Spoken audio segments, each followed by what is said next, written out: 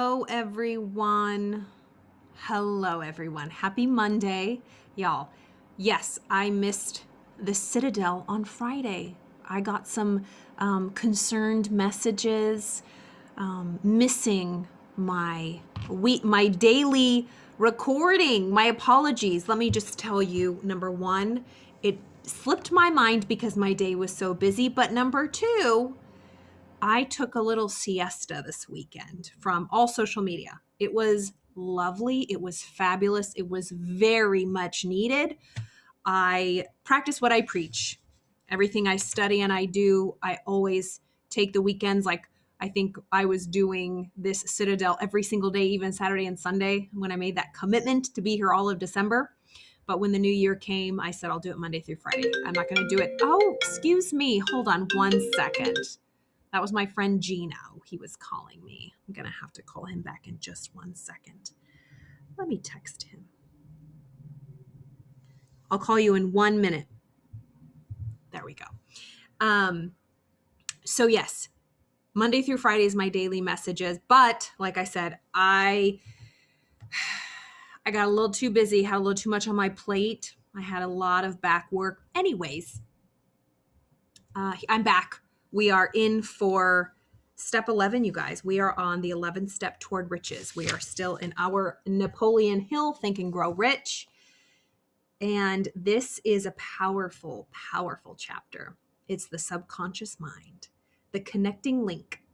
It is the 11th step toward riches. So we will spend Monday through Friday, every day this week, on this. Little tidbits, reading through, parsing out all of the beautiful jewels and gems and nuggets of this chapter, of this step toward riches. It starts off, the subconscious mind consists of a field of consciousness in which every impulsive thought that reaches the objective mind through any of the five senses is classified and recorded, and from which thoughts may be recalled or withdrawn as letters may be taken from a filing cabinet. So this little drawing, I'm sure you've seen it. You know, my mentor, Bob Proctor, uses this drawing of the mind because there is no picture of the mind. So he says, pretend like this is the mind. This bottom part is the subconscious mind, and this is the conscious thinking mind.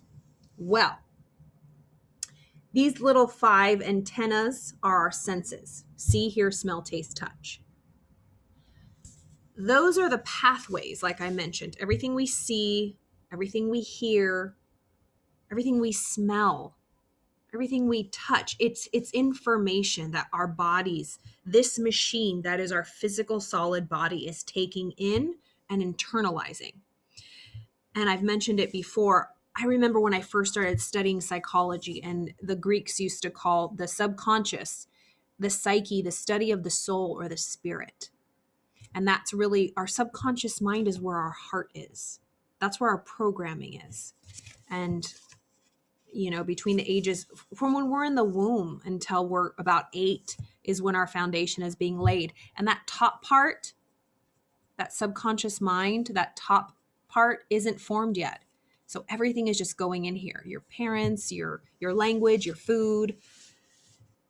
I say, if you've ever burned a DVD or a CD when you were younger, between the ages of, conception to 8 is when our CD is being burned, so to speak. All the tunes, all the music, all the information, all the videos, all the poems, everything is being burned on this CD. Then the conscious mind comes in and kind of encapsulates it over like a tomb.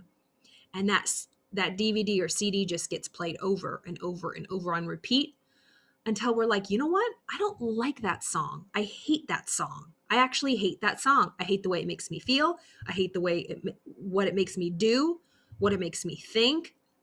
It's getting me crappy results. I hate that song. So we go downstairs into the subconscious mind where that DVD is played, where our feelings, our emotions are. And we start, we take it off the player and we put a new one on. And we're like, you know what? I want to make my own songs. I want to dictate what thoughts and beliefs are on that. So that's the power of the subconscious mind. So I say all that to say this. The subconscious mind is where our programming, where all the rules are written. So it doesn't matter what you think in your conscious mind. It's what's in your subconscious mind that is going to run the show. So it was likening the subconscious mind to like a filing cabinet. Our subconscious mind takes in from all of our senses and files it away. That's why I don't know if you guys are familiar with EMDR, eye movement desensitization and reprocessing. It's a modality of therapy where, the therapist moves their hand and you follow with your eyeballs back and forth. It's that bilateral stimulation. And it's a way to process things that our subconscious mind may have kind of stored in the back house.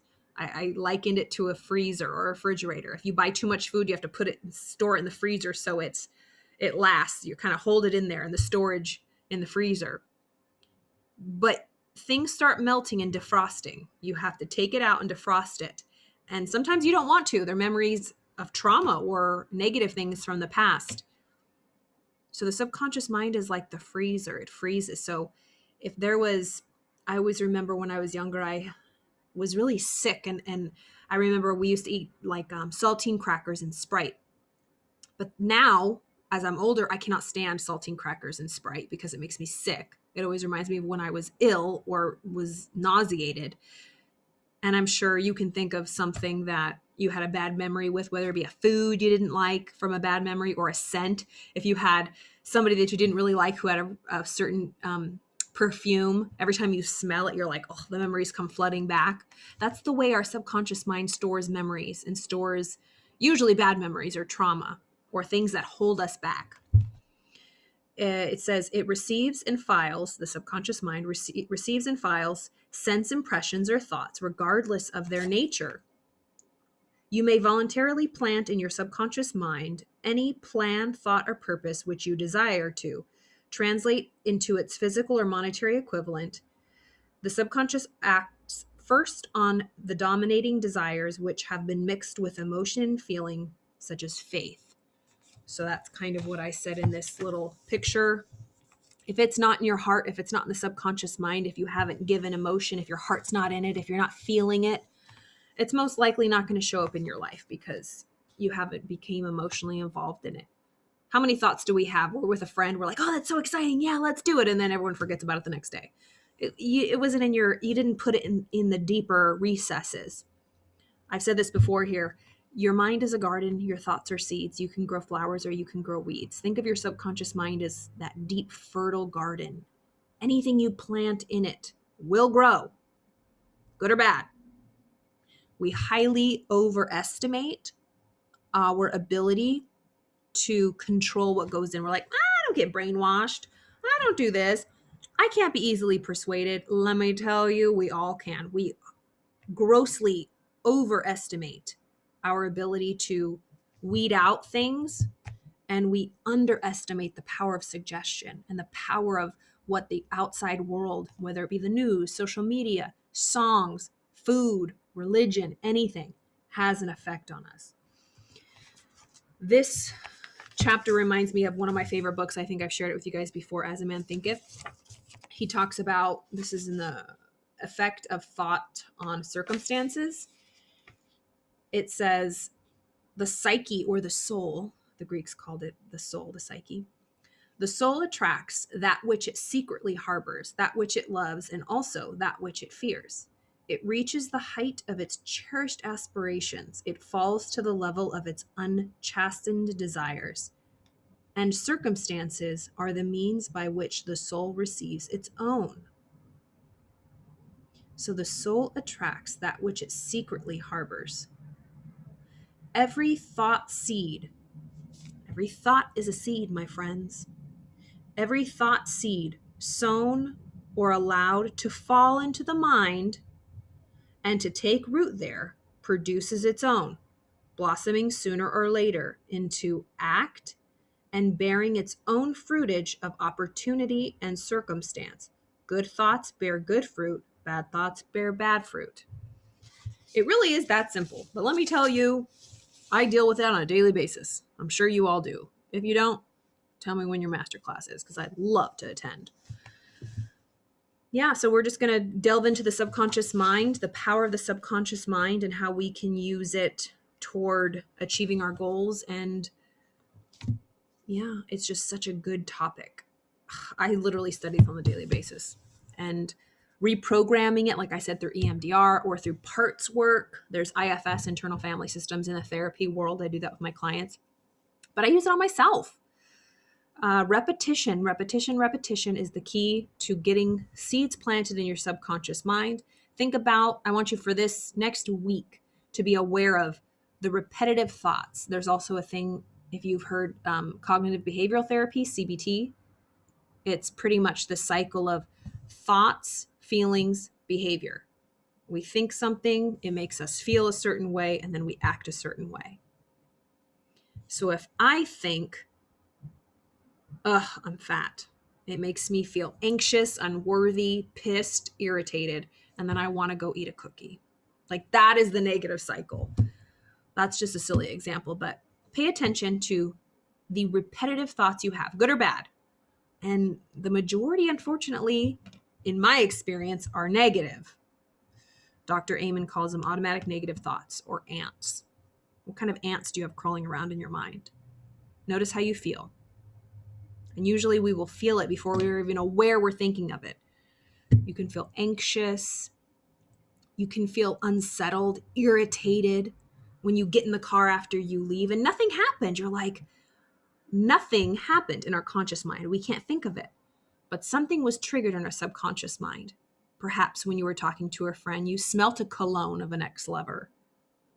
Or the way they made a face made you think of your mom.